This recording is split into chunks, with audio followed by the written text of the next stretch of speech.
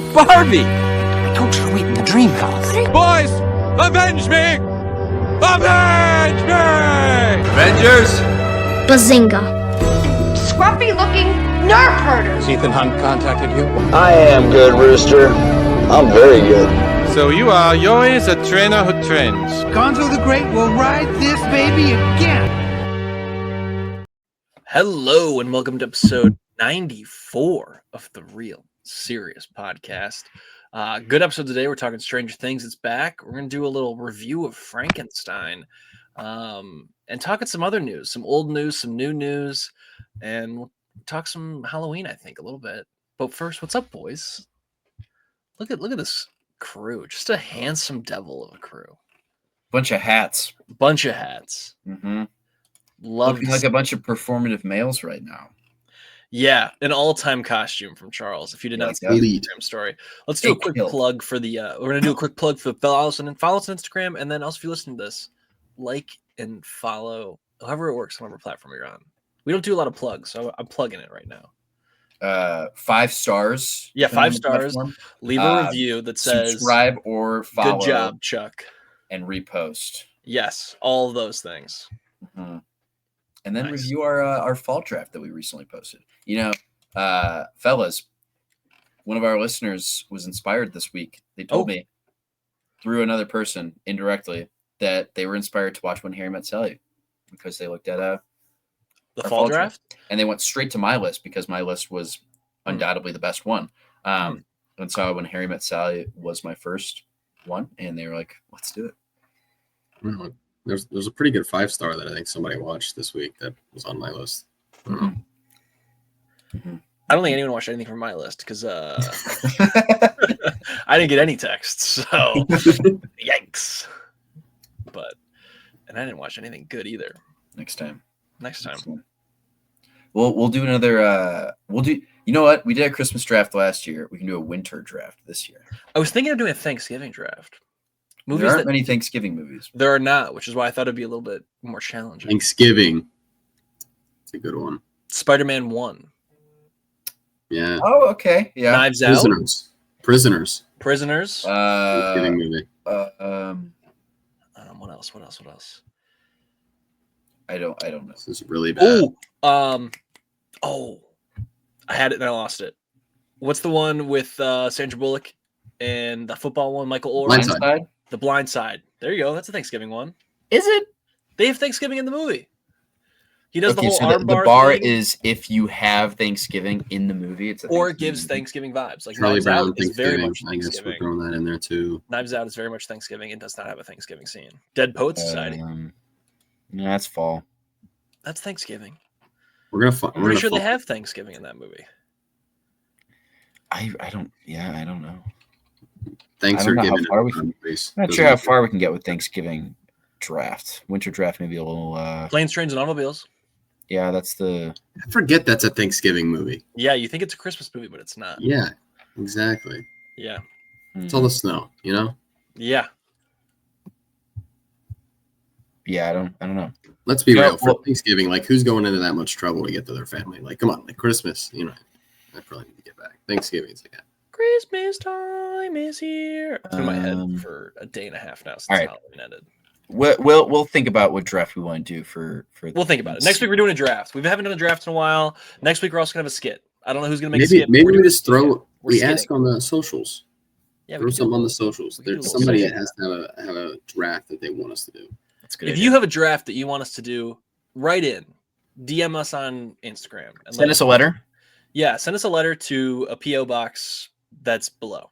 Send it to Hunter's home address. Yeah. Really hoping Tony. Hunter, can you plug that in real quick? Yeah, it's in the chat. It's in the description of the episode. Make sure to put Hunter's social security number on that as well in there. Request as well. Hunter, you want to plug that as well? Yeah, it's also in the description of the podcast episode. Cool. Yeah, it's in there. You have to piece it together. Oh, I miss you guys. I feel like it's been like 2 weeks since we talked, but it's been a week. Yeah. Well, a little over a week. We recorded in the morning last week. True. And now it's evening. This was a bad day for all of us. All of our sports lost today. Tough. Yeah, it sucked. Colts and Lions, not good. I said some really bad things in my home. My roommates were frightened. Yeah, I was bummed out. I was bummed out too. I was so sad. I had no one I could aggressively say things to. So I was my TV. I was sitting on the floor, like 1 foot in front of the TV, just like looking up at it, crisscross. It was a low moment for me. Yeah, I was driving Avery to the airport. She was here this weekend, and we were listening to it on the drive, and she didn't care as much as I cared, and that's okay. But that's fine. Yeah, that's all right. That's all good. I was bummed out driving. Mm-hmm. Mm-hmm. Well, let's move on from the bummed mood. Let's go talk about what we watched this week. I know Hunter's got some bangers. I got some bangers. He's got some bangers. All right, so 2 weeks ago, I said I'm going to do themes weeks. The theme of the week started off as I'm going to do cult classics. It's a cult classic week. That did not work out. Hand up. I watched one cult classic, and then Halloween took over. So my only cult classic I watched this week, I watched Scanners from 1981. Really like good in a weird way. Like I didn't love it, but like I appreciated it. I have not watched a lot of Cronenberg. This is like up there with his I guess top Cronenberg. Like this, The Fly, Videodrome, Crash. Like I haven't seen really anything else besides this, but I liked it. It had like a nice eerie vibe in a way that I appreciated. So that was supposed to be the beginning of my wonderful week of cult classics. And then I didn't do that. So I watched Frankenstein next, which we'll talk about later. And then I watched the 2002 Scooby-Doo movie again, Halloween, obviously. Cult classic. Yeah, in a sense. It's so good. I give it 4 stars. Like it's just so good. Maybe the best casting in the history of film. Some may say, and I'm some, and I will say that. So good. Give it 4 stars. Then on Halloween, you got to do it. I watched The Great Pumpkin, Charlie Brown. Gave that 4.5 stars. It's just incredible. Not as good as Christmas, but you know, it's a different story. And then Avery and I watched Scooby-Doo 2 Monsters Unleashed, which is also great. Gave that 3 stars.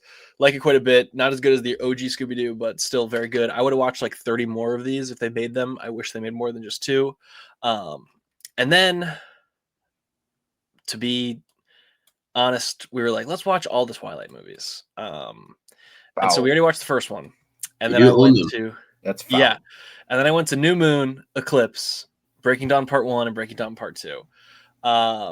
And the scores were 2 stars, 1.5, 1.5, and 2. My review for Eclipse, I think, sums it up the best. I said, these movies are beating me into submission when it comes to caring. By the end of it, 5 movies later, I did not care. But I also cared deeply. There was a Avengers Endgame curtain call at the end of in the credits of Breaking Dawn Part 2. And let me tell you, it was incredible because it had a curtain call for every single character in any of these movies. Like random background guy number 3 had a curtain call moment in the same way Chris Hemsworth did for Thor. And I have to say, I respect it because that is just an insane thing to do. I'd like both of you right now to Google the baby in Twilight Saga Breaking Dawn Part 2 or Part 1. Either one's the same baby. And I'd like your honest opinions right now of this shocking amalgamation of a choice that they made with this baby. Highlights. We're now waiting. We're now waiting for a live reaction. Oh no. The Twilight baby. It looks like Gollum. Wait, with the long hair? Yes. That's a real... Yes. What? That's not a real baby. Okay, so if you look up Twilight baby, the first image of this baby is it's the baby and Kristen Stewart like side by side. So they filmed all of the scenes of this baby with a fake doll. That doll was so terrifying and so off-putting that they then CGI'd over that doll with a CGI baby who's also terrible and off-putting. And it's so shocking to look at that it takes you out of the movie completely. And it's It's an amazing choice. Who greenlit that? I don't know. These movies made so much money. Like, so much money. The first one made $400 million. Every other one after that made 700, except for the last one, which made $800 million. It's incredible. Bummer. It's incredible. I'm very glad I've seen them all. I will never be the same. And Do you ever watch them again? I have to say, it's truly amazing that the career that Kristen Stewart and Robert Pattinson have had after the fact, because my word, did they escape what could have been a very dangerous rabbit hole from these movies. We're going to talk about that later, too. Yeah, we will. Yeah, we No, will. I think it's interesting, but would you watch them again? These? Yeah. I would probably watch them in about another year from now. Wow, All really? of them? In like a So Avery and I, every couple of years, or like usually once a year, we'll do like a Mamma Mia double feature while we split a bottle of white wine. And by the end of Mamma Mia 2, you're having the best time. Like Cher shows up and it legit is like you're clapping, hooting, hollering. I would do something similar with these movies. It's like a full day, though. It'd be a full day. It'd be a day Just process. like vodka.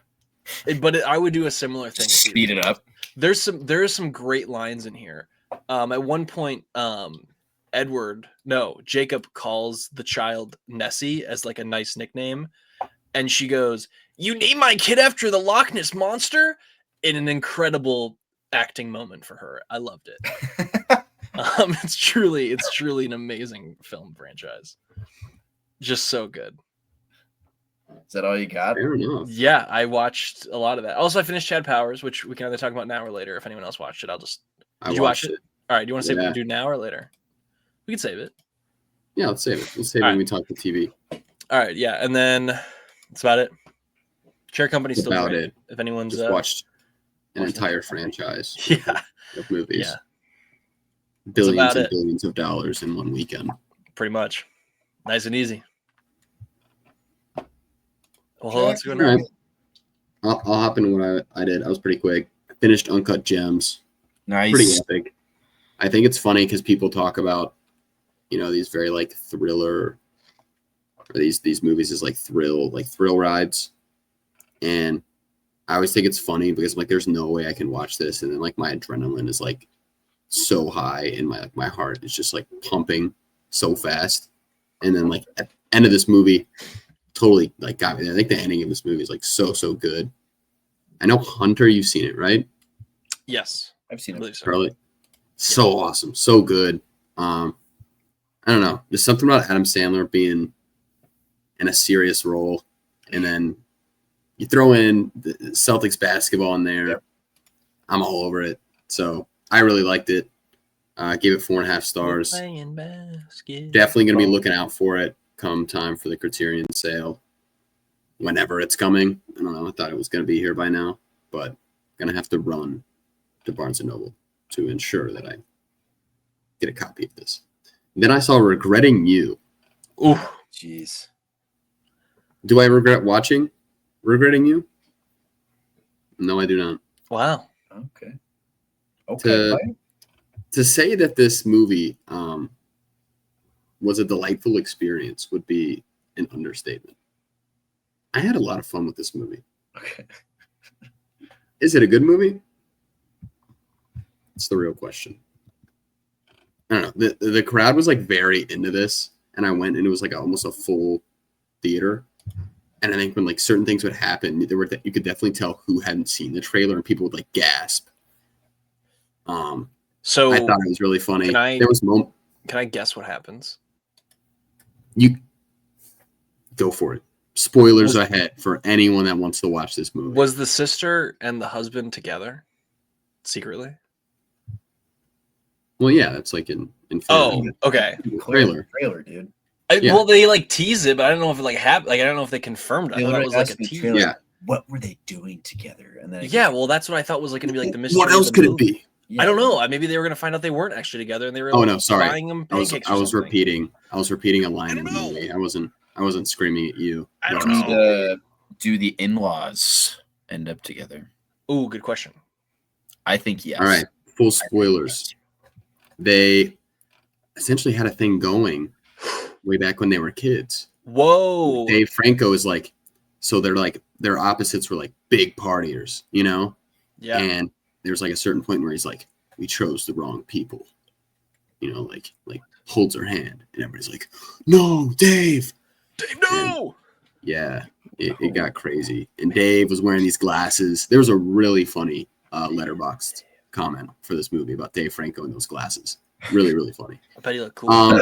Definitely not my favorite Dave Franco movie of the year about relationships, but you know, I think this is one of those where it's like there's certain parts of this movie that are just like, but it's like so fun to watch it, you know, if that makes sense. Yeah. Especially with a group of people. Good for him.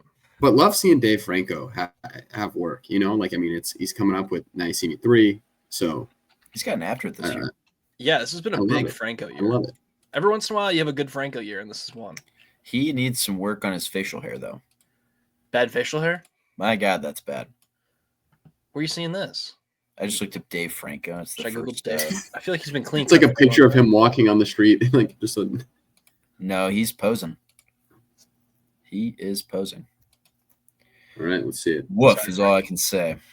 Dang. Hey, man. Free Franco. I can't grow facial hair for anything, so I don't really can't count him.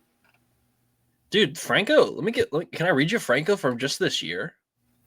Give it to me. Regretting You, Together, 3 episodes of The Studio, 1 episode of something called The Perfect Parfait, and then he also has up and coming Now You See Me 3. No. The Franco, man. Killing it. I don't want to go to jail. You know what happens to a good-looking guy like me in jail? That's a great movie. It rhymes with grape. That's such a good movie. Man. But honestly, I liked the movie a lot more than I thought I would. I think going into it, I was like, I saw the trailer and it was kind of like cheesy. Also, they go to an AMC in the movie, so like, that's awesome. Dude, Regal will probably show it. I think there's like it's a good cast. Like, it's good looking people. Like, it's like good looking people in a movie. I think there's just some like cheesy dialogue, some weak dialogue points. Like, it would say some things and I would laugh. Like, it would like almost make like it was intended for me to feel emotional in a certain way, and I would laugh. Like, something really bad would happen, and I don't know if that says anything about me. Sounds like you're a sicko. It could be. Just a joke. I'm sure if you guys watch this movie, though, I think you'd have the same feeling, though. They'd be like, no, I can't believe this happened to my sister. And I'm just like, nice. I think that we got to do like later in the year, like a catch-up episode of like all the stuff that we missed in the moment, but that we caught up with later. Because I feel like there's been a couple of those. I know, especially towards the end of the year, once we kind of get to like the recap of 2025, I think that you just kind of like knock off. A lot of catching up to do. Yeah, Chuck's gonna give us like 30 in one sitting, just like a rapid fire. Maybe that's what I'll do while I'm hanging. Yeah, while you're hanging out, just catch up on 2025. He's gonna get like 100 movies. You're gonna overstay your welcome at your local AMC. I may. I just may. Could you do 4 in one day? Could you handle that? I think you know I could handle that. Is it my turn? Yeah. Then I watched Frankenstein, which super pumped to talk about that later. Frankenstein. I didn't watch a whole lot this week. Oh, big yawn. Big yawn from a big guy. I watched so I've been looking for When Harry Met Sally for probably a month and a half because I've been itching ever since like the first leave change to watch. It's time. And I couldn't find it anywhere in streaming. It was only on Prime for like $10. So I ended up just buying the Blu-ray. As you guys know. Watched that. 4.5 stars. My comment was in all caps, this is fall. Facts. Movie rocks. Then I watched Django Unchained for the first time. Nice. Give it 5 stars. This was just like a blast. My roommate warned me because we just watched Inglourious Bastards probably a month ago. And I forget what is it, Christopher Waltz, that actor. he plays like the most terrifying, unlikable character in Inglourious Bastards, and then in this film, he is the most likable guy, I think, like in recent memory. My Letterboxd comment was like top 5 likable guy in all of cinema. Also, the score was sick. It was just a bunch of like Western songs and then a couple rap songs mixed in. Fun fact: the same. I think it's Ennio Morricone. Don't probably mispronouncing his name. I'm pretty sure he does the score for The Good, the Bad, and the Ugly, and he really does the score for this movie as well. Whoa. I could totally be tripping. How old is he? I'm like 9. I mean, he's passed away. Oh, but I'm like 99% sure. I just figured I think you would like that just because I know that that's one of your my all times. Yeah. There's one scene, and it's so funny. It's like a 2.5-minute scene towards the like middle beginning ish of the film. I don't want to get into like it's kind of an out of pocket scene. It's got Jonah Hill, if you guys know what I'm talking about. Oh, that's a good scene. Oh yeah. Jonah Hill Who made these? Who made these? And Leo. No one brought an extra bag. Don't ask nothing for me and mine ever again. Oh my god, I was cackling. But yeah, 5 stars. I think I have it as my favorite Tarantino. Which is something. And then I watched Jack foreshadowed earlier, but I watched one of his fall movies, Dead Poets Society. I was bawling my eyes out on the couch yesterday morning watching this film. It is so sad. It is very, very sad. But like, you kind of want to run through a brick wall at the end. You know? I know what you're saying. And all the dudes, like all the boys, were just like all time I got you guys, which was sick. Knox was probably my favorite character. But it was interesting that they unpacked each character. Like it wasn't Ethan Hawke that was the main character, and then the guy who plays Neil. They like kind of took time with each character. Like Knox had his own storyline.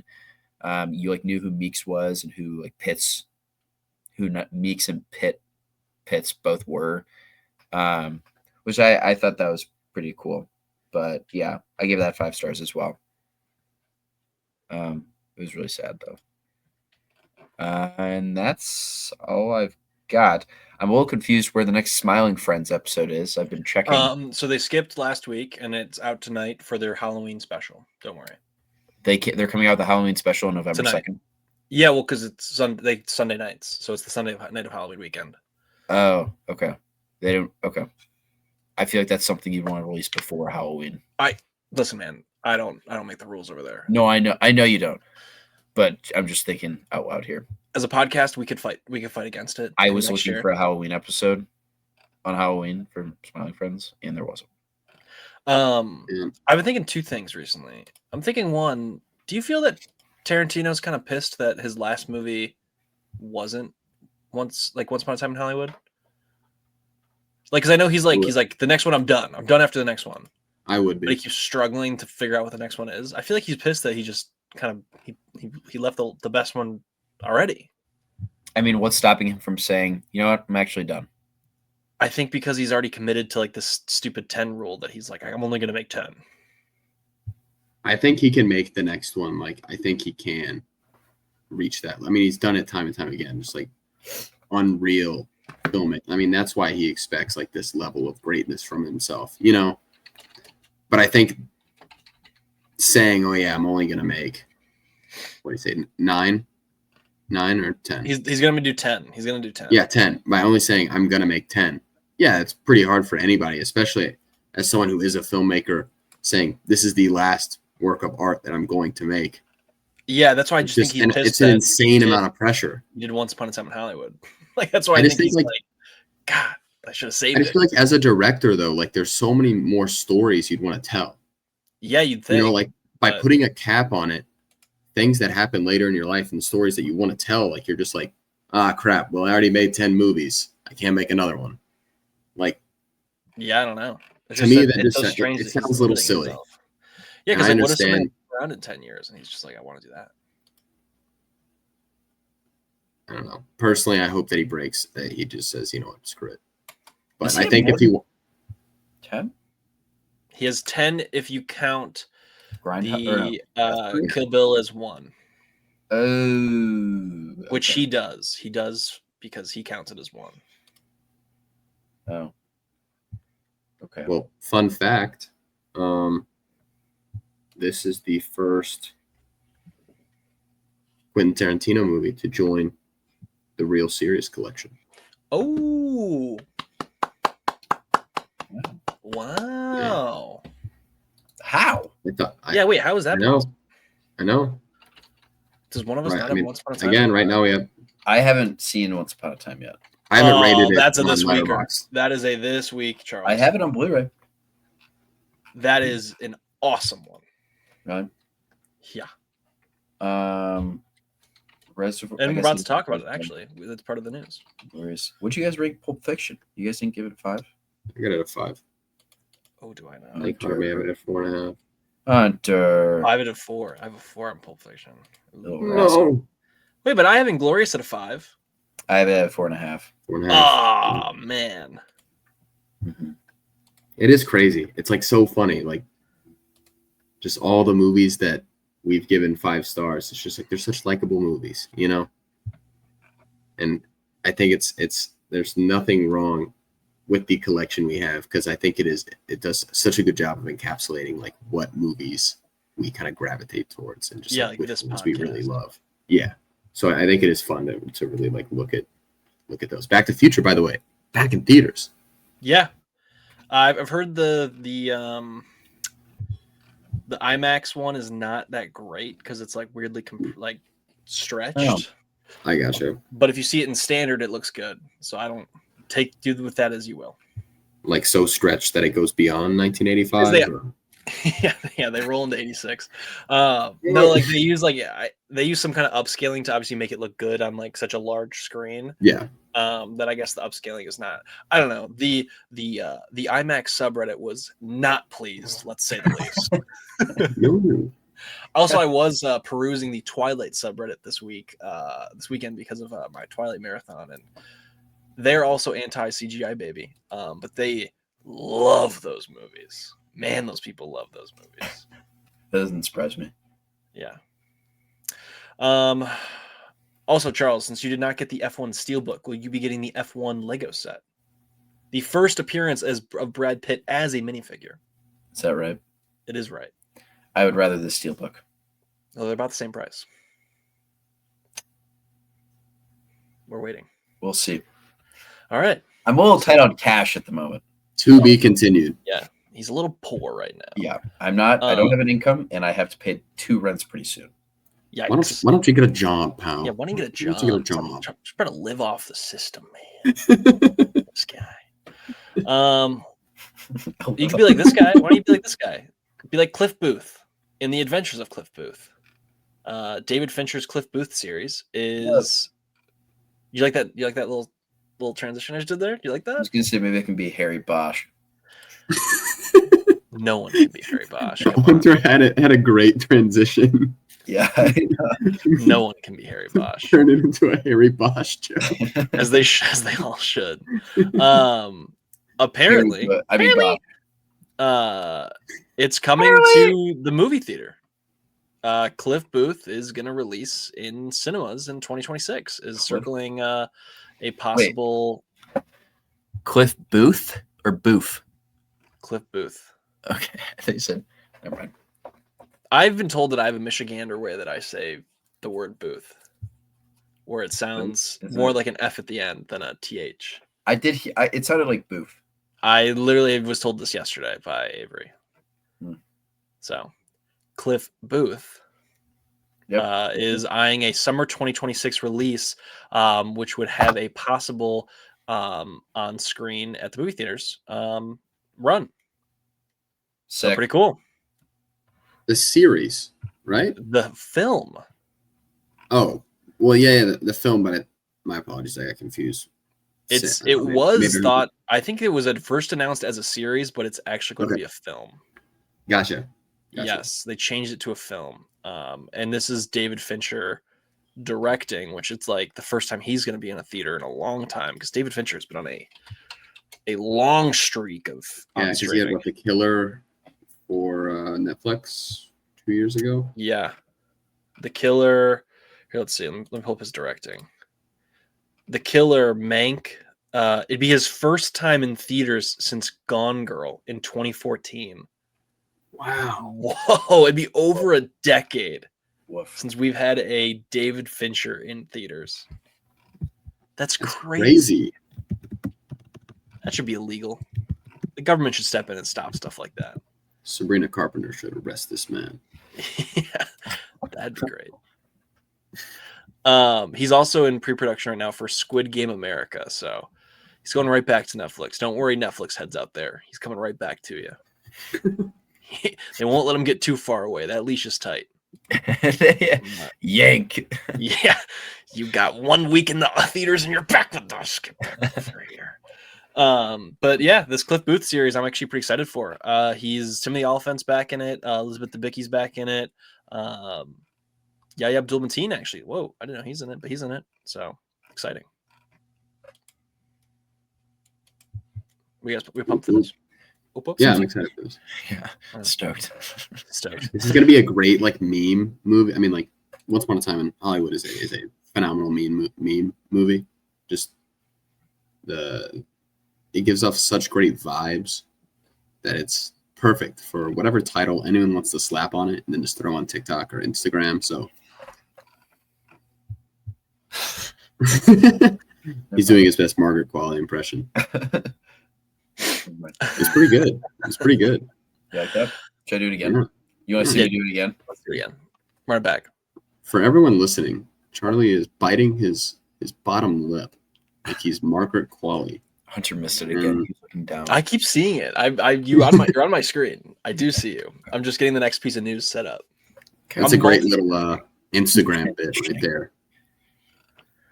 I wonder what the next big young star is going to be, because like Once Upon a Time in Hollywood set up a lot of young stars. So are they gonna? Is he in it? McKenna Gray. Actually, the next big stars only come from Regretting You. Or maybe Once Upon a Time in Hollywood used all of the juice for like the future stars, and there's just like no one that's going to be memorable. It is amazing to look at the list. The list is incredible to read of like who's actually in this movie as young people. I mean, you got Mikey Madison, Austin Butler, Margaret Qualley, Sydney Sweeney, Maya Hawke. Oh, Maya Hawke, yeah. Well, did Stranger Things make Maya Hawke? Well, okay, Ethan Hawke made Maya Hawke famous, right?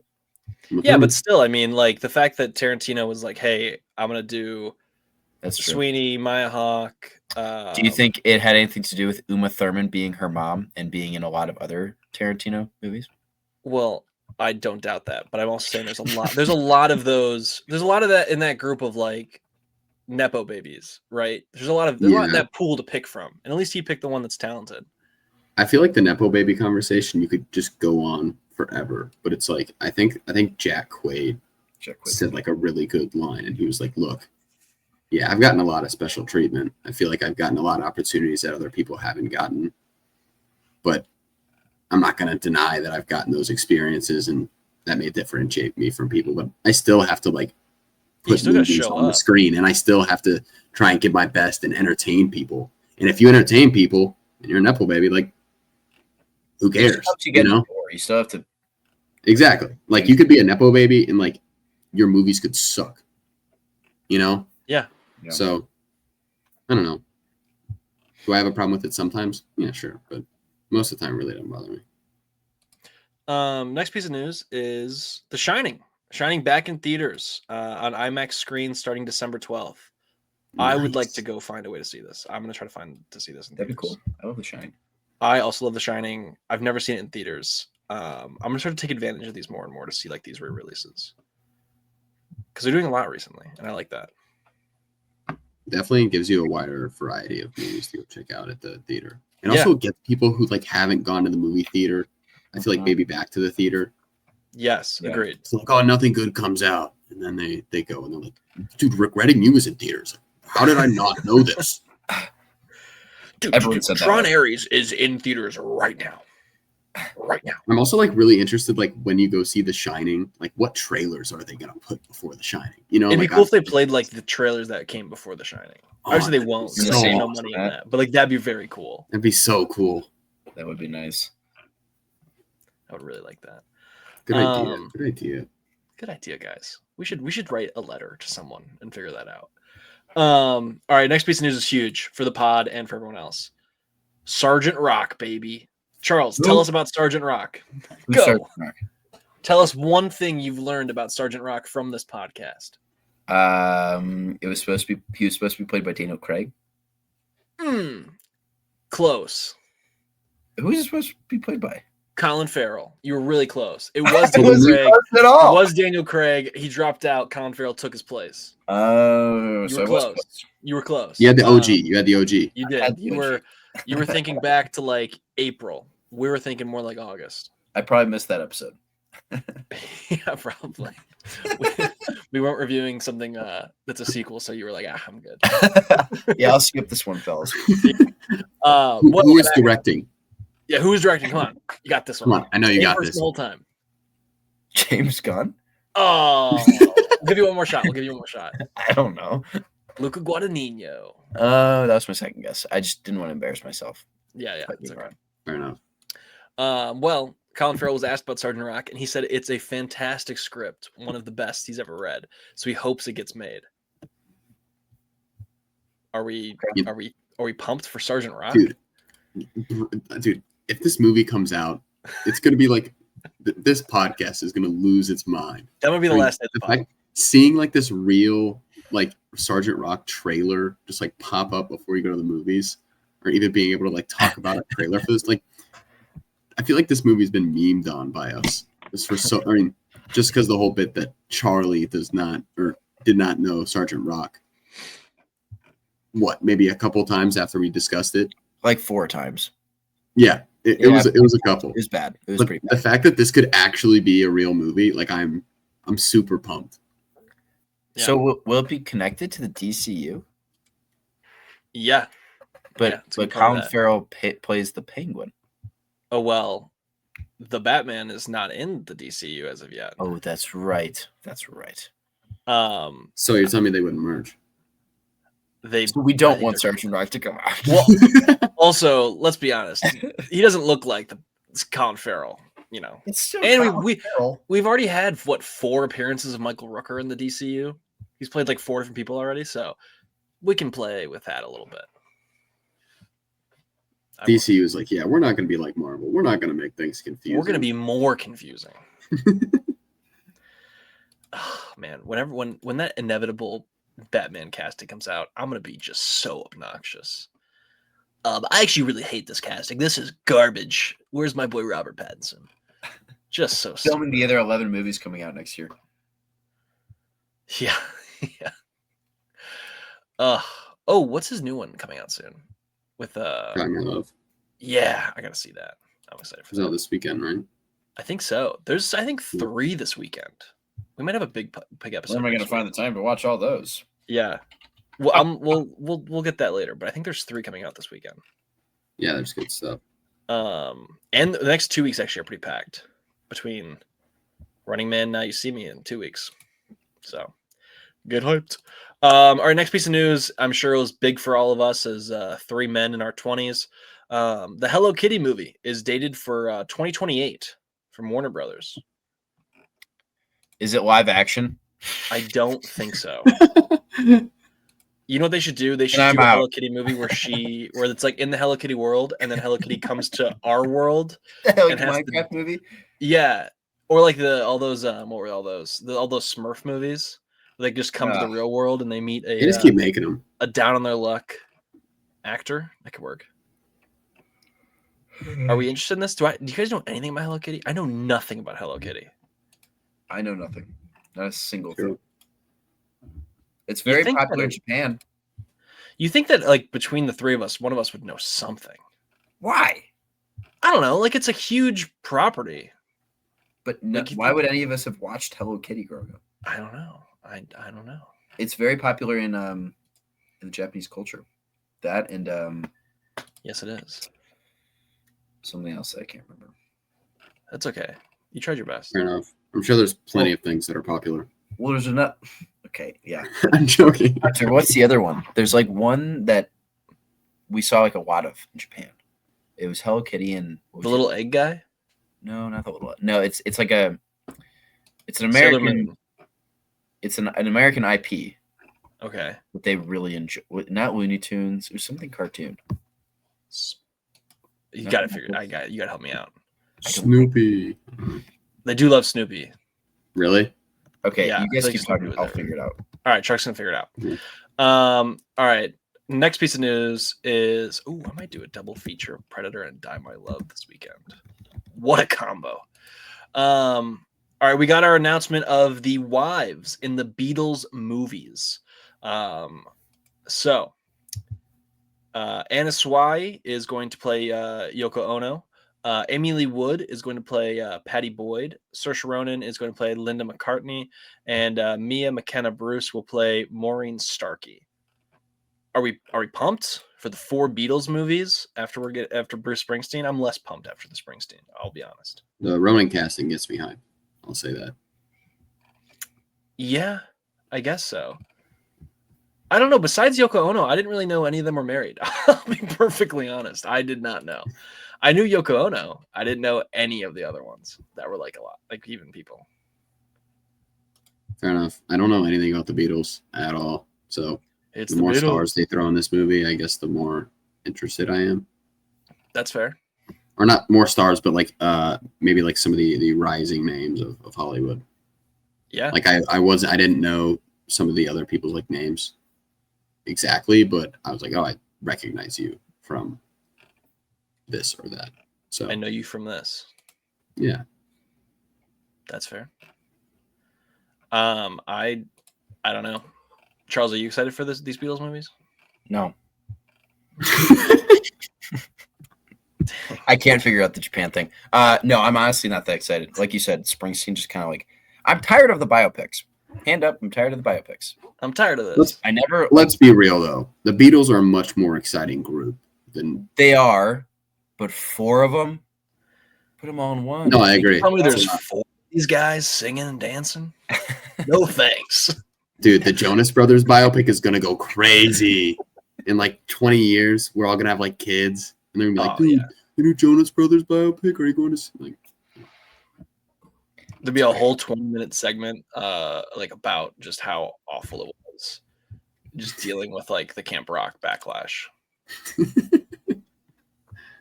Kevin's gonna have his own spin-off, how he was just cast aside. Like, no one cares about you, Kevin. And then everyone's like, no, we love you, Kevin. That's what we're all gonna take. It's gonna be like it's gonna be like the Bohemian Rhapsody, but like it's all, instead of everyone's like anti, it's like just like a blatant Kevin propaganda piece. I think it's Mickey Mouse. Mickey Mouse. That would make sense. I think it's Mickey Mouse that we saw a lot of. Oh, okay. Japan. Okay, maybe not. Hunter doesn't agree. I mean, there was Mickey Mouse, but I didn't never thought much to myself like, there's a lot of Mickey Mouse here. Okay, yeah. Maybe I just didn't know. Me neither.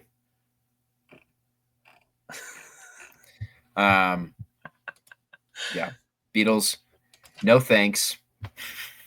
Not interested. They're just singing and dancing. They're just, all these guys are singing and dancing. Well, they didn't dance much. They just kind of stood there. Yeah, they're just like, just a little wave around. We all live in the yellow submarine.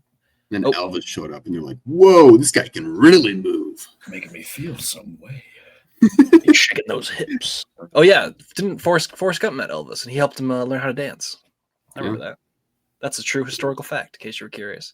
They should have Forrest Gump to show up in all 4 of these Beatles movies too. Just as young Forrest Gump. That would be great. Now that I would see. All right, next piece of news. We got 2 pieces of news left, both video game related.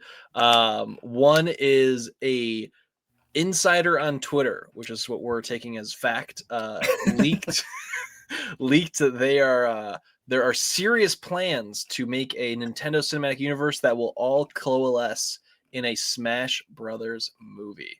We called this like 2 years ago. I know we've talked about it before, but like, I'm still interested in this happening. We called this when the Mario movie came out. We were like, all right, Donkey Kong's next, then Kirby, and then they're going to have an Avengers Super Smash Bros. Movie. That's Yep. what we said. We did. We called it. We This literally said predates it. the podcast. It does. So I think it's he's going to show up. It's going to be crazy. I mean, Maybe Mickey Mouse too. that'd be cool. Ganondorf is Loki. You should. I think it'd be good. I mean, I think this, like, because they're already doing the live action Legend of Zelda. So do they pull that Zelda in and he's live action and everyone else is animated? That'd be kind of cool.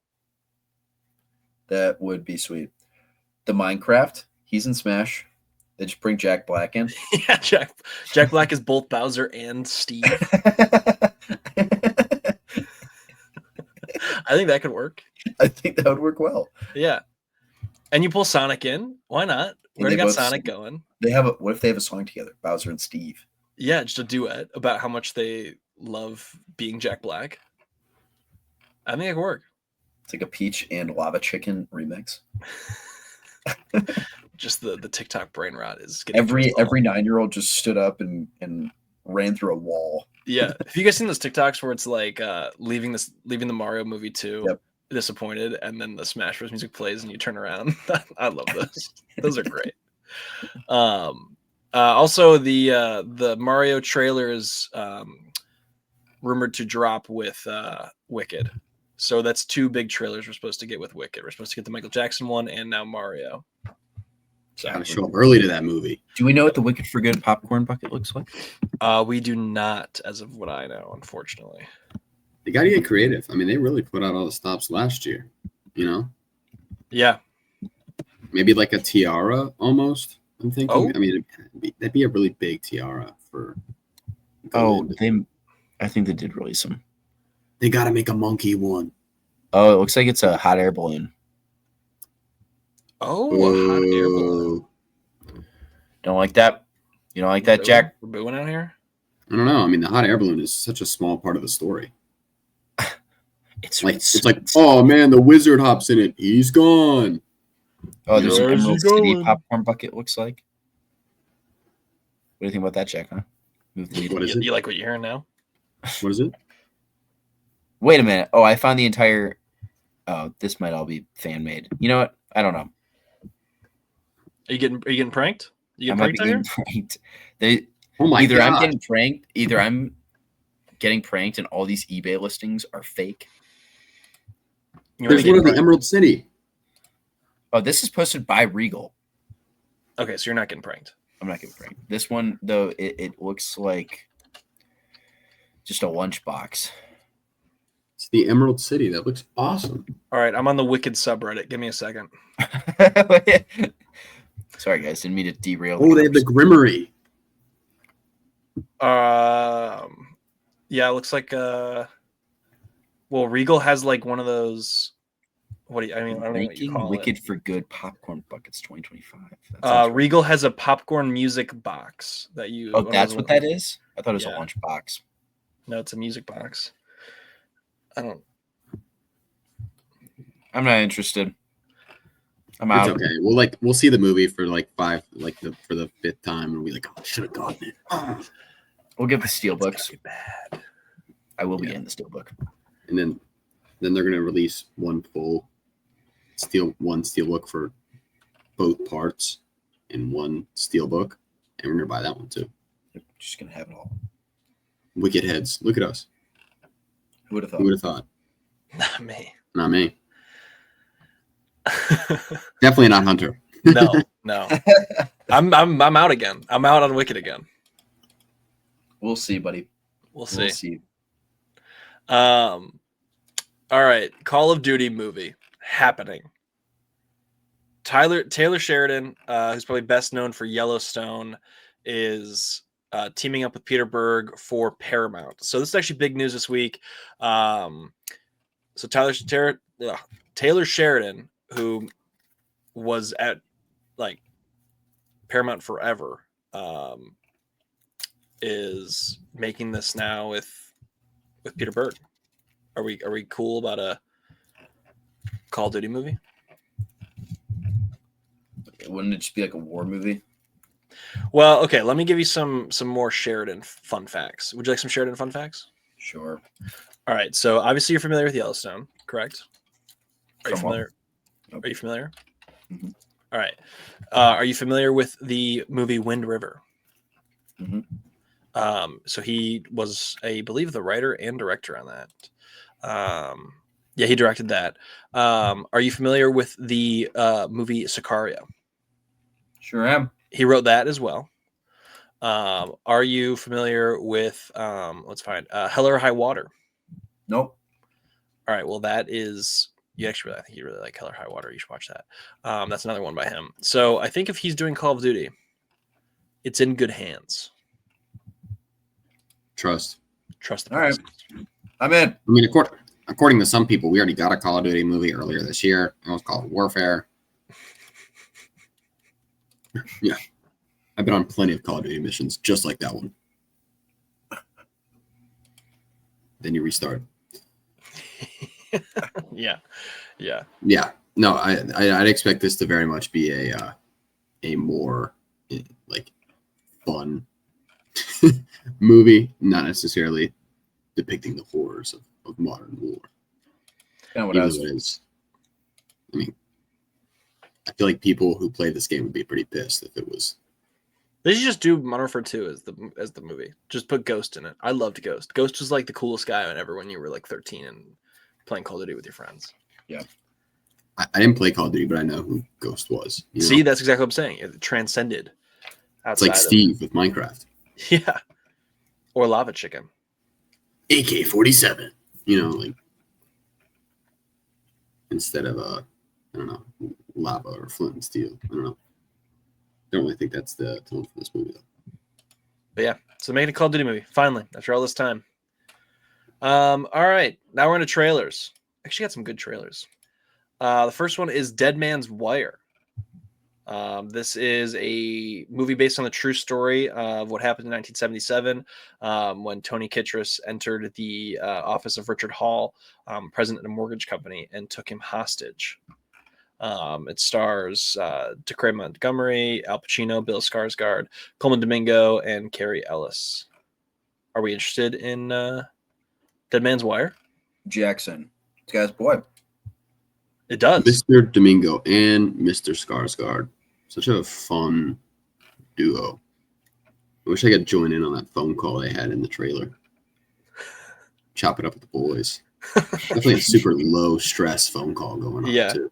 Nothing important. Chuck, this guy directed one of your favorite movies ever. Paddington? Good Will Hunting. Okay, that's pretty sweet. Yeah, he directed Good Will Hunting. So I think it looks fine. It didn't really give us like a ton. no, and Skarsgård's had some stinkers recently. He's had some winners, but also some real stinkers. Boy, what's the one he just had? Boy Kills World, Boy stinker. Kills World. The Crow, He is The stinker. Crow. Nosferatu, awesome. Locked, stinker. Forgot about the I'm Crow. waiting for someone like one of the best filmmakers in the world to just throw Bill in there. You know, not that Robert Eggers isn't in that category. You know, like Tarantino. Yeah. Let's just throw him in there. You know, that'd be pretty cool. I think Bill is like a fun supporting guy. Would be great. Yeah, I agree. I'm trying to think what's his oh man. Let me think of this guy's name and I'll tell you that's who Bill Skarsgård should become. I'll think of it in a second though. Steve Buscemi. They got a similar Yes. But like he's got like a good he should get the Buscemi roles in certain things. I would love that. Like what roles were for Buscemi like 20 years ago. That's actually a great poll. Yeah, that's the kind of stuff that should go to Skarsgård. Recreate they got a good vibe. Lebowski. Yes. The children yearn for a Big Lebowski. For the dude. The dude abides. So yeah, that's that first one. The next one is comedies. Comedy's back. Fackham Hall is for trying to say it without getting in trouble on the internet, is a new comedy, which actually looks very funny. It's like Airplane. It's kind of parodying kind of that Downton Abbey vibe. I thought this looked very funny, and I thought From the directors that watched the first 2 seasons of Downton Abbey. Yeah, great joke. I think this is a very good trailer, and I think that I would like to see this movie.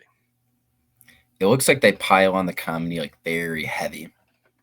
Yeah, which I think you need to for like a comedy like this. Yeah. It feels self-aware, and I feel like in comedies that's what we need more of.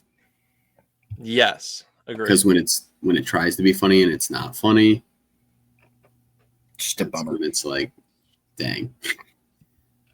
Yeah. But again, I think that's what I love so much about The Naked Gun. You know, it's throwing a joke at you every 5 seconds, and you know what? Maybe everyone might not hit for you, but when it does, oh boy.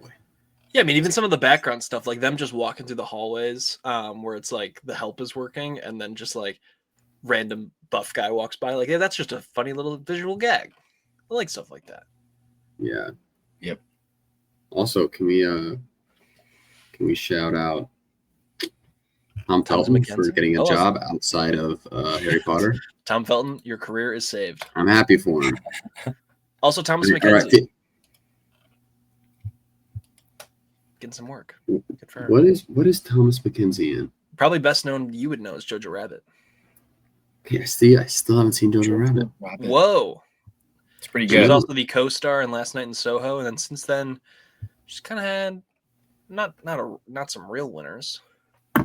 He's going to be in The Testament of Anne Lee. Yes, which someone I trust deeply on Twitter and Letterboxd, who liked it, said that they had quite a few folks get up and leave their screening, which means I am fully ready for The Testament of Anne Lee.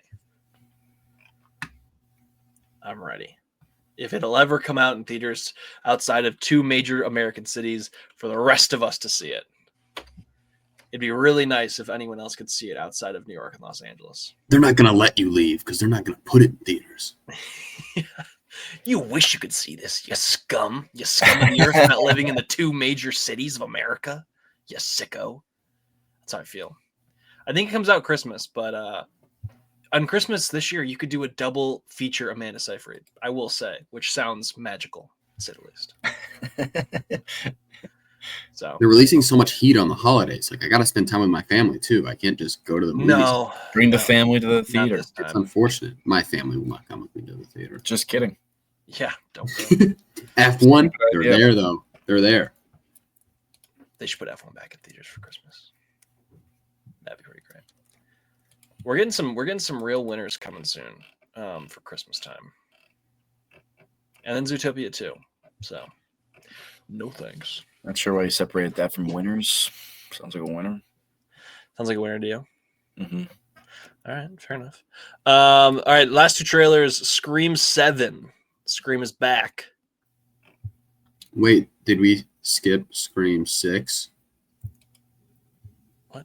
Scream 6 and Scream 7? Oh, that's good. Yeah, sorry guys. For all of our Gen Alpha viewers, they are giggling in their little tights now. It's over. They're kicking their legs. 5 stars on the pod. They are so pumped. They're like, I'm never going to get my news anywhere. We're part of the else. Youths. Yeah, we know. Youths. They come to us for youthful jokes and updates about Sergeant Rock. That's what we're here for. But yeah, Scream 7. Are we in? Are we out? I thought it looked pretty good. I think you know where I stand. I think you'd like the Scream movies, Charles. It's not as scary, they're a right? little gateway into horror because they're funny. Yeah, I don't mind the Freddy Kruegers, the Jasons, the Michael Myers as much as I do like demons and like terrible jump scares. You know,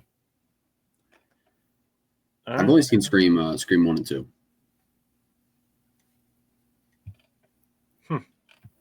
I've seen Scary Movie 5. That's a good one. I feel like that's such a random one to see if you haven't seen any of the Screams. I was like 10. Okay.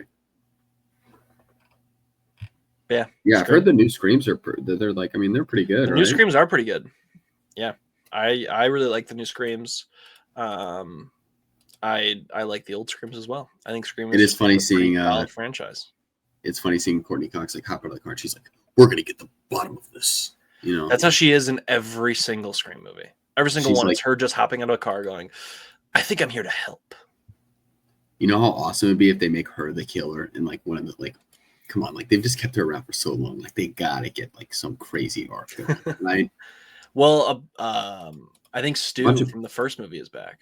Yeah, and a bunch of people are like, oh, like he's definitely gonna be the killer. It's like everyone How's knows that this. possible? Like they're not gonna do this. Like they wouldn't do the obvious choice, right? Yeah. Like it's just gonna be his voice again, and then I don't some know. random character. I do hate, to be completely honest, I hate watching the trailers for like horror movies because not that like some of the jump scares, but like I see certain settings and like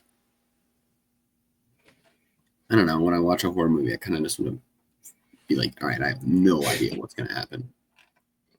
As opposed to Then you should watch what I watch. You should watch Scanners. Scanners you would like. It's on HBO Max. all right, I'm gonna add it to the watch list. Yeah. It's different, that's for sure. You will definitely be like, did not know where this is going. All right, last trailer is Stranger Things Season 5, the first full trailer for the new season, broken up into 3 parts. Are we pumped? Stoked. Yeah or nay? I'm actually very excited. I'm a stoked. big Stranger Things guy. Me too.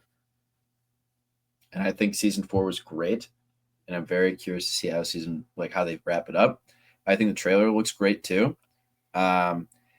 Didn't really give us anything about like what the actual story is besides like, what's his name? Who's the guy? Will. Will's cooked. Yeah, Will super cooked. Will's cooked. Steve's got to be super cooked too. No, dude, I think Steve. But we don't know that. See, that's what I like about the trailer. All we know is Will is cooked, and I feel like everyone already knew that Will was done so. I think we should do a Deadpool when it gets closer. That'd be pretty epic. The buyers, no, not A the snake buyers, draft of just of who we think is gonna die. Who we think is gonna die. That'd be crazy. What's Nancy? I bet Nancy might. Nancy's dad is super dead. That guy. What? No, Yeah. he's not significant of a character enough. The sister's in it now, and the mom's in it, and the dad's never in this trailer. He's super dead. The They dad gotta set the tone. He just sits on the couch. I'm telling you, if the mom is in this trailer a whole lot, she got a character poster, and the sister's in this trailer, and the dad's not even anywhere to be seen. Dad is super dead. I think the mom's dead if the mom No. got a poster. No, dude, the mom is definitely not dead. Okay. Well, I'm drafting her. The mom's even in the main poster for the season 5 poster. She's one of the people in it. No. I'm telling you, the mom is alive. The dad is super dead. If you say so. Mrs. Wheeler. I think that I have a take. Can I give you guys my take? Maybe my hot take. Yeah, we'll take it. The moment Stranger Things ends, I'm canceling Netflix. Wow. Nah, man. I'm out. I'm out of Netflix. I got nothing else left. How are you gonna rewatch Frankenstein? I think Maybe they're actually we'll- doing a physical release, by the way. I've heard that through Reddit. Not that Reddit is the most reliable source, but I'm pretty pumped. We'll get the Frankenstein later, but hey, man. Can you hear me? Yes. That was bad. That's bad podcasting. I kicked my plug loose. My mic stopped. You know what I've learned that you could do? You can people sell for your consideration screener Blu-rays on eBay, and you can just get Netflix movies that are supposed to be good on eBay. Like Knives Out, you can get the second Knives Out screener just on eBay. Sounds very illegal. It's not. It's just on eBay. Okay. White Noise on eBay. So, Amelia Perez, throw back to that movie. Yeah, but the All people Quiet on the Western Front. I was thinking of a draft. So before we get into the reviews, would you guys be interested in doing a draft of movies that were supposed to be important that never became important? Give me an example. That's really subjective. The Brutalist from last year.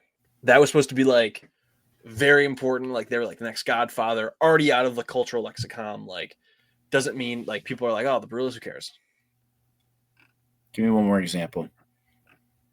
I feel like you gotta wait on that. Not to say that it's like not to say that I disagree with you. But I think maybe it's like give it a little bit more time.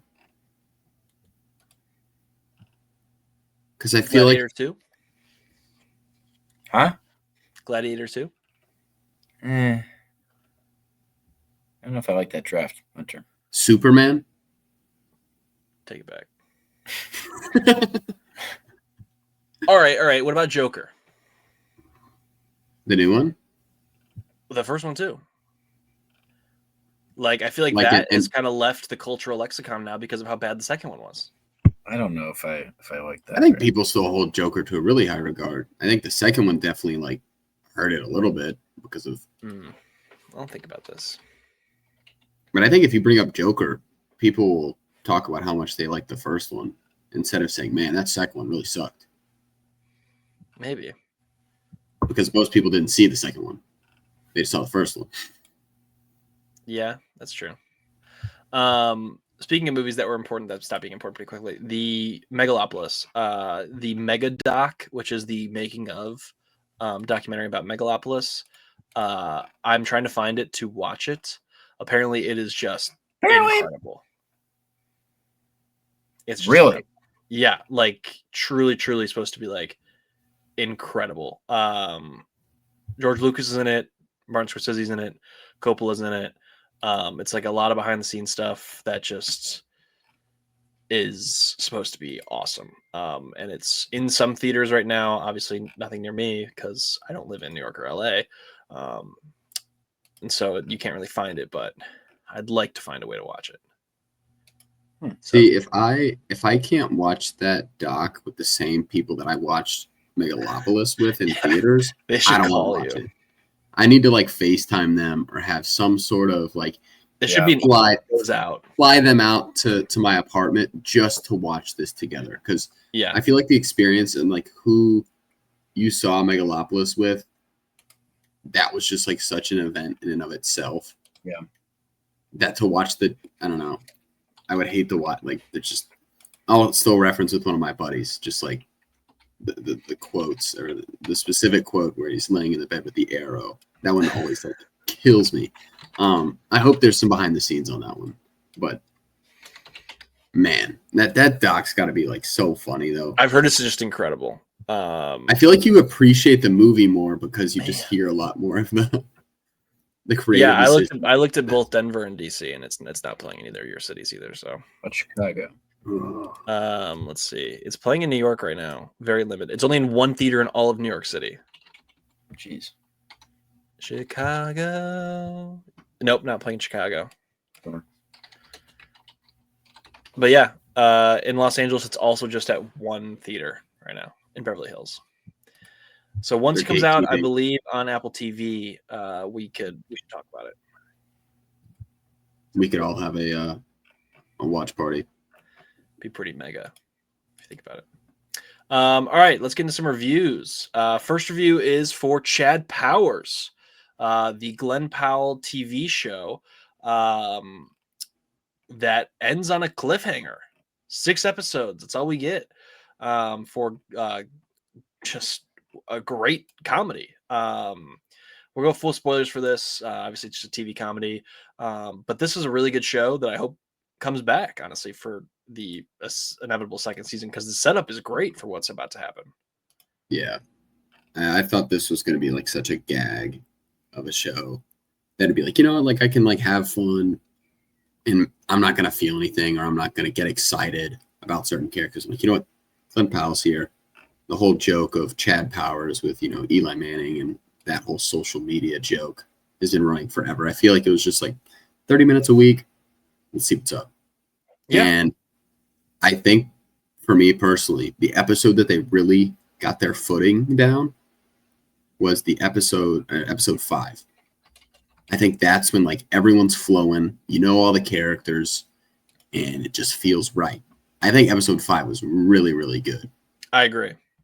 I think that's like, I'm going to say like one of my favorite episodes of television of the past year. I don't know. I mean, honestly, I'd put it up there to say it's like, in terms of like new stuff that has come out, I enjoyed it so much. I was like, you know what? Like, I'm going to rate this on Serialized. Like, whoa, you pulled it Serialized out. I know. I think I like the fifth episode, it was just so perfectly like it was tight knit. Like it didn't have stuff that didn't need to happen. It stayed true to the storyline. It knew what it wanted to do. It knew what it wanted to be. And by the end of the episode, you're like, holy cow, like I gotta see what happens next. Yeah. You know? And I think for me, out of either obviously these are very different shows, but like Gen V and Peacemaker, I think the only episode out of all those that kind of had me like that was the episode before the season finale for Peacemaker. Yeah. Yeah. Like I'm even that excited. But I had no idea that the episode following episode 5 would be the finale. So that did bump me I didn't out know a tad either bit. that it was that just over. It's just like I was kind of shocked. I thought there would be more of a ending. No, I know. And I think from a like almost like a studio perspective, I'm sure this wasn't a project that they're like, man, this is 1000% going to succeed. So they're like, all right, maybe this is like a soft launch for the story, for the character. And people want more of it. I mean, like, I want more of it. I mean, give me more of this. Give me more of the drama. I think everyone here is fantastic. I love Steve Zahn is just when he was raging out by the water. Just a classic Steve Zahn rage off. I mean, it gave me flashbacks to, I knew that door had a lock on it. He's on it over there. People are driving me crazy. Like, so good. I thought the twist for episode 5, like, I was like, oh my gosh. Like, I don't know about you. Maybe you saw it coming, but I was like genuinely like, oh crap. I mean, I think the way they handled it was really, really well done. I think that they didn't go the stereotypical Ricky forgives him route, which I think was a great choice. I think too, like the setup of Ricky now against like Chad Powers is, I think, an awesome way to do it. I think it adds a lot of dimensionality to these characters, and I think too, like now there's kind of this overarching hatred between these two in a way that I think works really well. Because you could have went the funny comedy route where it's just like, oh well, it is what it is, but like they went the serious one, and I was like, that's I think a great choice and leads to some more comedy. Also, she's really good in this show. Like I haven't really seen her, I don't think, in anything else. So like I really hope she's in more stuff because I think she's really good here. I thought she was really good as well. I'm gonna pull up. I'm trying to pull up her IMDb. She was in that Idea of You from last year. She's actually in Wizards of Waverly Place. Oh, no way. The lady Frankenstein. Franken Girl? Girl? I was like looking into her, I guess like her filmography or what she's been in. And oh my god, that is her. I saw that. I was like, holy cow, that's crazy. I also saw she's married to Mark Sanchez. Oh, what? That was crazy. I was like, well, okay, she's got a crazy tie in football. Yeah, what? That's kind of awesome. Yeah. But I totally agree. I think the first couple episodes, what you come for, you're like, oh, like this is just like a silly show about some dude trying to get his life back. Like they should pull in Hawk Tua in the first episode. But the fact that they don't just keep playing on the joke and they're like, oh, they're never going to find out that he's Chad or that he's Russ. What are the odds that she's married to Mark Sanchez after all this stuff came out of it? Like, that's crazy. Oh, I know. Whoa. All right. Sorry, just derailed me there. Yeah, I know. It kind of threw me off. I was like, whoa. Mr. Butt Fumble, how'd we get here? Yeah, how are we here? Yeah. Dang. But I thought the episode was so good because, like, you know, shit did hit the fan. And they weren't just going to play it off like no one's ever going to figure out that this is Russ Holiday. Yeah. And it's just going to go on forever. And he's going to get drafted into the NFL. Because obviously at some point. Yeah, at some point, you know, it's going to reel it back in. Apart. So I would like to see them at least finish out the season, maybe with another football, like finish out the football season with another season of the show. But obviously with Glenn Powell and how busy he is, it'll be very interesting to see. We'll see if we ever get it. Yeah. All right. The next one is the big one, Frankenstein. Obviously, we kind of we caught it early. It's not really coming out Netflix for a couple more weeks, but Frankenstein, if you have the chance to see it, it's in theaters now. We'll do a non-spoiler beginning, and then we'll jump into some spoilers when we get a little closer to the end here, but we'll keep it pretty non-spoiler, I think, because a lot of people haven't seen it yet. You guys mind if I bow out? Yeah. Charles, do you have anything else for the last little bit here? Anything you want to say for the people? All right. Well, before Charles goes, then let's do it real quick. Next week, just talk about some programming of what we'll be looking at for next week. Next week, there are two things we're going to be looking at. We're doing Predator Badlands next week, as well as Christy? I was thinking Christy or the Jennifer Lawrence one. Die So My preference Love? between the two of those? Between you guys? Die My Love or Christy? I'll probably see Die My Love All right. personally. Charles? But if someone wants to go see Christie, I feel like that'd be good to have someone report on that as well. I can see. Fellas, believe it or not, I got time. All right, Charles, this for the first time, you will see all three. Could you do all three, you think? Probably. All right. Predator Badlands number 1. We'll have a Christie report. We'll have a Die My Love report. Predator Badlands will be kind of the main review that week. It's Thursday Night Football this week. I think you can handle it. You got this. Okay. All right. And then next week we have The Running Man, and we have Now You See Me, Now You Do Not. So that'll be a good back-to-back weeks. We got some good films coming up. So, all right, Charles, thanks for joining us, man. We'll see you next week. Peace. See you, fellas. All right, let's get into Frankenstein here. Frankenstein, a brilliant but egotistical scientist, brings a creature to life in a monstrous experiment that ultimately leads to the undoing of both the creator and his tragic creation. Directed and written by Guillermo del Toro, starring Oscar Isaac, Jacob Elordi, Christoph Waltz, and Mia Goth. Jack, what did you think of this movie? Top 5 of the year. Ooh, I don't think it's close for me. I think this is just like right up my alley. Mm-hmm.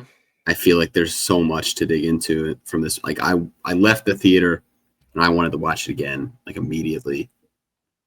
I was pretty upset that this didn't get a wider theater release, but did some digging, and Guillermo del Toro had a really good way of phrasing this whole situation. And the fact was, it's no surprise that Netflix and all these big streaming services have a lot of money. Yeah. So for him, it's like, all right, do I get to make this movie or do I not? And do I get to make this movie and it has a limited theater release, or do I just not get to make this movie? And I think just like the opportunity to be able to make this movie and say, you know what, maybe it just has a limited theater release, that's fine. Because in the end, he's still getting the opportunity to make the piece of art that he wants to make. Yes, I'm with you. And it seems as though we're getting some more theater releases from Netflix, which is good to see. I'm with you. I was trying to piece together what I felt about this as I left it. And I think the word is tactile. Like, this is a movie where you just want to grab everything. You want to just like turn the knobs and play with the beakers and everything. Like, we've lost that in movies, and it's such a shame that it's just kind of gone. But this has it in such high level, well done. Just everything has bits and bobs that you want to just play with, and I think that's so awesome. I mean, even just a couple of scenes where it's just you go into Dr. Victor Frankenstein's kind of apartment-y house, and then even his laboratory. It's all these little things that are just what's in this drawer over here? All these all the drawings, everything is just so tactile. I love that. And I think you'd lose the ability to do that with a smaller budget, maybe a smaller studio. So by using Netflix to say, hey, I'll take the bite and you put it on the streamer, but you let me do my thing and you maybe put it in theaters for a little bit, worth it, in my opinion, to have this kind of freedom to do things like that. I think this might be my favorite Frankenstein adaptation. I think this was really well made. I have it at 6 on the year. Okay. If you're talking quality wise, it's probably top 5. Obviously I rank based on just personal preference. but like objectively, I think it's better than some of the things I have above it. I think that I also think too, like this is starting to cement the fact that 2025 is a great movie year. I think looking back on the year, like we've got some real winners.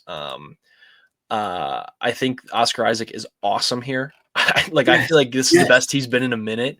I kept thinking the whole time of like, man, where's he been? And like this, I feel like is so good. I mean, especially we really haven't seen him on the big screen, like in something since Dune 1. So like, kind of a shame we haven't seen him a whole lot, but like great to see him back again. I think Jacob Elordi is also awesome here as the creature, as the monster. And Christoph Waltz, like we were talking about him a little earlier. Yeah. He's had some real stinkers, and just some like really bad roles in the last like decade. And I think this is up there with one of his better roles. I think he just fits very naturally into this. Yeah. I mean, since Django, he's had some real stinkers, like Horrible Bosses too. Yeah. He was literally when he was Blofeld in the Bonds, he was not great. Downsizing, sure. Tarzan, Alita, the French Dispatch is whatever. Like he was in that one Tubi series, like I think The Consultant or something. The Old Guy, which was not whatever, but then this one's good. So I'm glad he's in this because he needed to win. And Mia Goth, I think, is good as always. I think she's great in everything. So it's like I think it's well acted. I think again, it's beautiful to look at. This personally reminded me of a theater experience. My theater experience of, not to say that these movies are necessarily the same in any regard. Yeah, but I think it's like the whole like physical, like you want to live in this world and feel it, is like Furiosa for me. Obviously, not nearly as many objects in Furiosa that are things you can touch because there is a lot of CGI involved, but still there are a lot of things that are put and made. Like George Miller makes this whole universe feel like a real place. Yeah, and I think it's so distinct from anything that we've seen. For example, like Star Wars. Star Wars when it first came out. Bobs. I think Star Wars when it first came out, it's like, oh my gosh, it has this distinct identity. It feels like I want to grab these things. Yes, I want to go there. I want to run around with these characters. I want to dress up with them. I think this perfectly fits. And then I think the fact that this is also kind of a revenge-esque story also fits in line with Furiosa. But those were kind of the vibes I was getting from this movie. I mean, I also think the story structure of like breaking it down is very Furiosa-esque. I loved it. I don't know about you. I got to see this in a smaller theater. Same. Than what I would normally go to. Packed. I loved it. My theater was full. And I think going to the AMC is great. And I love that we have the opportunity to see so many movies with A-list. But I think sometimes you'll go to these movies and it's like half full or a third full. And I think there's just something really special about being in a theater, whether it's a really big theater or a really small theater, but it being completely sold out. I think there's something just special about that. And the fact that you can feel the experiences that other people are having and the reactions they're having to this movie. Like the people behind me, I could, not that they were being disruptive in any way, but I could like hear how they were reacting after something happened. Me personally, there were like several parts of this movie where I kind of got like an adrenaline rush. Yes. And I'm just like pumped. I'm ready to go. Like I'm ready to run through a brick wall. And I think you miss that when it's a movie theater and maybe there's not people sitting next to you. And because I feel like when you go to the movie theaters and it's just you, at times it can feel like you're just at home. Maybe that's just me. No, I agree. Like, I think too, like even just like the gross bits of this where they're like doing some dissecting and like doing some like gross body horror stuff, and you feel everyone like shifting in their seats, like like shifting away, is just amplifies the experience of something like this to such a degree.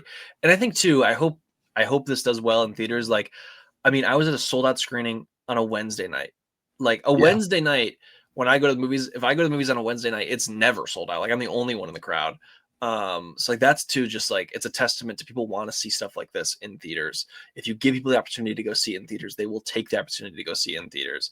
And I just think that this was really just well done overall. Like I cannot get over how much I liked it. And the thing is too, like at the end of the day, this is a very straightforward Frankenstein tale. Like it's not like it was like we're deconstructing the narrative of Frankenstein and telling it from like it was just this is the story of Frankenstein. And like I think what's so funny about that is we've gotten to a point where we've deconstructed classic tales so many times and like we've just like we're going to give it a modern spin or we're going to tell it from this perspective. It's like the fact that we've gotten a straightforward telling of a classic tale is almost refreshing in and of itself. Like it's so funny to come like full circle on these things. And I thought it was just so well done. I think everyone here is kind of firing on all cylinders, and for being 150 minutes, I felt like it flew by. Yeah. Like really just I felt like it was paced so well. I think there are points that I wish we got a tad bit more. Yeah. It's like maybe one of my very few like minor like critiques of the movie. But I think that's just again a testament to how much I liked it, that I would have loved to sit there for another 30 minutes or another 40 minutes. Yeah. I think it was just flowing, and as soon as the movie was over, I kind of just sat in my seat and I was just like, man, I could have sat here forever. So yeah, I think as far as non-spoilers go, I love this movie. I think there's no doubt in my mind that this is going to stay. I have this right now, I think, right behind F1, but I think on rewatch, I could put it above F1 at the 3 spot. Really? Okay. So what do you have it out of 100? I give it an 88 out of 100. I really liked it. Okay, great. Right now, I'm at a 90. Nice. Okay, so we're pretty close. Yeah, we are very close. I had this quality-wise of the year just below Sinners, and I had it below F. Like, okay, so hang on, let me pull up my list again. I'm rattled. Well, I did quality-wise, like if we're ranking it just objectively, I have it below Sinners and One Battle After Another, and then Frankenstein. On my personal rankings for the year, I still have it at 6 below F1, Mission Impossible, Sinners, Superman, and One Battle After Another. Okay, because also for me, I kind of do like my ranking is objectively, you could rank a ton of these movies, I'm sure, better than the ones that I have on my list. But again, I would say Frankenstein, in my eyes, is objectively a better movie than F1. But I think as of right now, I love F1 and the experience. Yeah, same. Like that's my issue. Over and over again throughout this year, it's hard for me immediately to say, oh, Frankenstein's immediately up there. I think I need to rewatch Frankenstein, and I think if the experience holds up as good as it was, it's gonna be hard because I'm gonna be watching it in my apartment. I'm not gonna be watching a movie theater.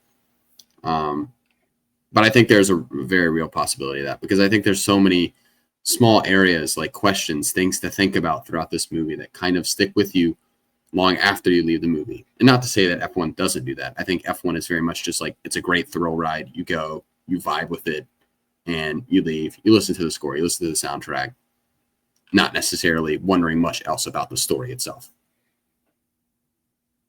But yeah, I could very much see it hopping into the top 3. But there's still a lot of good movies that come out this year. So yes, I wanted to get into those spoilers. So I just want to touch on a little bit of like the thing that I think is the best part of this movie, and that is the story being told from the monster's perspective. When it switches to that, I think that's when it takes it from this is good, this is like I'm really liking this is good, to great territory. Yeah. The entire bit of the farmhouse with the old man I thought was incredible. I thought kind of that whole thing was just really well done. I thought it was paced well too, because like I think that you get to a point where it's just like I feel like I've been following the Doctor for a long time, and then it jumps to like now we got to hear the whole side of the creature. It's like this could be paced poorly, but like I thought it was all paced really well. I think Jacob Elordi's performance is awesome here, and I did love just like the parallels with him and his father. Like I loved that. Like the whole God complex of it all. I just thought all of it was just so well done. Really liked it. We're hopping in spoilers, right? Yeah. Anything you want to spoil? Yeah. I mean, for me personally, this is probably Jacob Elordi is probably top 5 in terms of my favorite performances of the year. I do think he should get nominated. I think this just feels so like I'm having a lot of trouble like trying to put it into words, but it just feels very like human. Again, not to say that it's directly the same as like Emma Stone's performance in Poor Things, but obviously still kind of revolves around the idea of kind of like this monster-esque like Frankenstein character. They're like a baby and they have to essentially evolve over this like short span of time. But I think he like captures like if someone were to become human at this like the body of a 20 or 30-year-old, essentially has to act like a child to feel out their senses. I feel like he just does such a good job of feeling that out throughout the movie, and you kind of like follow along with him as he's embracing these new parts of his life. And I think that the whole idea of like him going to the farm or the ranch or whatever it is, I think that's such an awesome part of the story because you really get to find out like what and who this character is. Because again, from Frankenstein's point of view, this is a creature that is too dumb to understand anything that he wants to do with it. And that's that. He wants to destroy it. He wants to be locked away and something to forget about for the rest of his life. Yeah. And then the whole idea of like him, you said this, the fact that they have the parallel of like him beating the monster with like the metal pole. Oh yeah, it's just his dad again. Just a direct callback to his dad. And I think it's funny because not to say that it's like super deep on like, generational or like trauma being passed down from one generation to the next, but very like subtly touches on that. And I think that's something that's like really interesting personally. Like I wish they maybe would have dug into that a little bit more. But I think the storytelling that they did just from like almost like the surface level was like perfect for it. The fact that he was kind of overlooked by his dad and his dad tried to teach him and his dad was very hard on him, so much so that he would get physical. And then obviously that passes down to him. So I don't know. I really cannot say enough good things about the story. I think in the beginning it threw me off when we were like going to hop from person to person in terms of perspective. But as soon as it was the monsters or the creature's turn, I got so amped when he was like, all right, my turn. Like I got so pumped. That was one of the like adrenaline shots that I got from this movie. I'm hoping that it holds up when I watch it again. I know, me too. I think that I'm not going to probably watch this again until maybe the year is up. Like maybe like I'm thinking I have a flight around New Year's. I'm thinking maybe I flight back on New Year's to watch this again.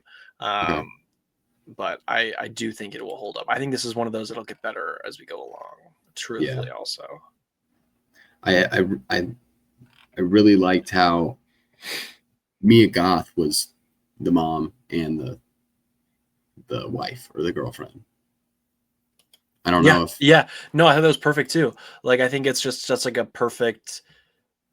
I don't know, like he has mommy issues, like clearly. And it's just such a great way to do it. Is just have her be both people, and to almost represent like the same thing, but since it's at different points in his life, he vehemently disagrees with her at different points, which I thought was just very interesting. Because like in the beginning, obviously he would agree with Mia Goth in both places, but like as he became the version of him thanks to his father and became like his father, he then vehemently disagrees with her of like, we have to destroy this monster, where if it was the beginning of the movie he would agree because he didn't get through the whole process quite yet. And I thought that was just so interesting too, because it's like his own mother is the one that is disagreeing with him so much so that he's just like almost the monster that you become because of her death. I think it's just so good. And I think it was just such a good touch because you obviously could have gotten some other actress that very much looked like her, but I think it's not only is it cost efficient. I was bummed at first. I was like, is she not going to come back? Like, I was like, why'd you give me a Goth for all 4 minutes? Well, what I think is funny too is it's not just the fact that Victor is just completely like entranced or like interested in someone that looks like his mother. But Yeah. his brother also is too. His brother, who didn't really know his mother, I think Yeah. is also interesting. Yeah. And obviously there were like photographs of his mother. So it's like, I think that's just such an interesting little section to dig into. Obviously, Victor has his mommy issues, but then you have his brother who never met his mom, you know? Yeah, I And think all that was just so well done. also, shout out Felix, is it Kemmerer? Who plays the brother? Probably, yes. I thought he was good. Yeah, he was good. I thought he was great too. I think he was like, there are several parts throughout this movie where he kind of made me laugh, but one of my favorites was like on the night of the wedding, he's walking down the stairs and there's somebody like tossing the petals. And he was just kind of like, you toss better, toss more. He's like encouraging. He's like, come on, toss. I thought that was really funny. I love him from All Quiet on the Western Front, so it was kind of nice to see him in a much different role. Something so, not that this movie wasn't serious, but no, but definitely like has some humor in it. Yeah. But yeah, I thought this was really solid. Like, definitely one of the better ones of the year. I think definitely award season comes around. Production design, I think this should be, if not winner, pretty close. I think Jacob Elordi should get a nom for supporting. I don't think he'll win it, but I think he should get nominated for sure. And yeah, I thought this was just really solid. Really, really well done. I think it's funny because I feel like both of us came away from this movie and we were like, man, like Oscar Isaac was great. I love him in this. I wish I saw more of him. But then I saw I was reading through like some of the reviews on Letterboxd, and like some people were like, Oscar Isaac was just not what I thought he could be or what I wanted him to be. And I was like, I really liked him here. I thought he was very human. Really good. I thought he was really solid here. It's a shame. I don't know. I kind of like just scrolling around and feeling out how other people have viewed this movie. Yeah, And I'm with you. I like to do that. I think I like coming out of this movie saying, they're like, maybe I like this more than the average person. And yeah, I like to do that as well. So, well, awesome. Yeah. Anything else on this one or from anything today? I only got to watch the first episode of It. Yeah, I'm out. I'm out on it. I'm out on it. It's freaky. It's I only got to watch. You watched the second episode? No, or no? It's too much for me. See, I want more Pennywise. Even the first episode, I'm like, give me the clown. Give me the clown. Yeah, I just. So, I'm gonna see how the second episode goes. Hoping to see some Pennywise. No Pennywise. I don't know. That's some wild stuff, though. Certainly, not up Chuck's alley at all. No. But yeah, that is this week's episode. So next week we will do Predator for sure. That's the number one we're doing. We'll also talk Christie a little bit, and then we'll talk Die My Love. Pump for next week. But yeah, if that's nothing else, then till next week. Have a good week, everybody.